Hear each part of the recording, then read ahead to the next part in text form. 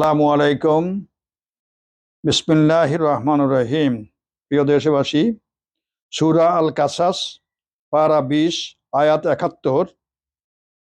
বলুন, তোমরা ভেবে দেখেছো কি, যদি আল্লাহ তোমাদের উপর রাত্রিকে একাধারে কিয়ামতের দিন পর্যন্ত স্থায়ী করেন, তবে আল্লাহ ছাড়া এমন কোন উপাস্য আছে যে তোমাদেরকে আলো এনে দিতে পারে? তবু কি তোমরা শ্রবণ করবে না? এখানে মধ্যে আল্লাহ তাআলা আমাদেরকে বুঝাইতে চাইছেন যে আমরা এই যে যখন কোনো বিপদ আপদ আসে আমাদের, তখন আমরা কিন্তু আল্লাহকে স্মরণ করি, কিন্তু আমরা সে স্থায়ীভাবে স্মরণ করি না। আমরা শুধু কতক্ষণের জন্য বিপদ যখন মুক্ত হয়ে যায় তখন আমরা আল্লাহকে ভুলে যাই। এখানের মধ্যে আল্লাহ তাআলা সেই জন্যেই এখানে আমাদেরকে ভাবতে বলছেন, বুঝতে বলছেন, চিন্তা করতে বলছেন যে যখন রাত্রি আসে, এই রাত্রিটা কি? রাত্রিটা একটা অন্ধকার। অন্ধকারটা আসে আর এরপরে আবার আলো আসে। কিন্তু আলো আসে কেন? মানুষের সুবিধার জন্য, দিন কার্যক্রম পরিচালনার জন্য। আর রাত্রি দেয় দিনের, রাত্রে ঘুমানোর জন্য, বিশ্রামের জন্য।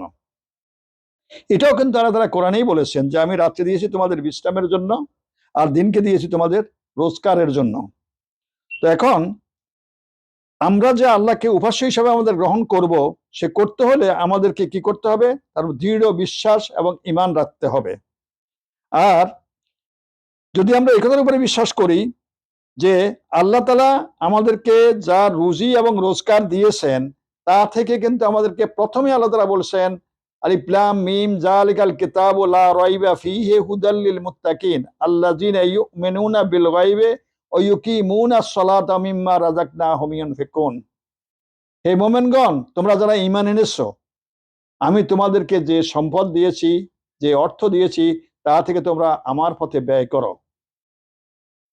এখন আমরা কি সে কথার উপর বিশ্বাস করি?